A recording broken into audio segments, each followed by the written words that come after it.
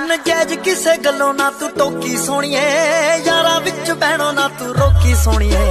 ਕਿਸੇ ਦੀਆਂ ਗੱਲਾਂ ਵਿੱਚ ਆ ਨਾ ਜਾਵੀਂ, ਚੰਗਾ ਕਿਸੇ ਦਾ ਨਹੀਂ ਚਾਹੁੰਦੇ ਹੁੰਦੇ ਲੋਕੀ ਸੋਣੀਏ। ਜੇ ਕੋਈ ਮਾੜੀ ਚੰਗੀ ਗੱਲ ਕਰੂੰ ਬਾਲੀ, ਅੱਗੇ ਬੋਲੀ ਨਾ ਤੂੰ ਬਾਬੇ ਨੂੰ ਤੇ ਆਲੀ ਨੀ, ਗੁਰੂ ਘਰ ਜਾ ਕੇ ਵੇਖ ਲੈ। ਹੋ ਜੇ ਤੂੰ ਸੱਚੇ ਦਿਲੋਂ ਕਰਦੀ ਆ ਮੇਰਾ ਮਾਣ, ਟੁੱਟਣ ਨਹੀਂ ਦਿੰਦਾ ਜੱਟ ਤੇਰਾ, ਤੂੰ ਚਾਹੇ ਅਜ਼ਮਾ ਕੇ ਵੇਖ।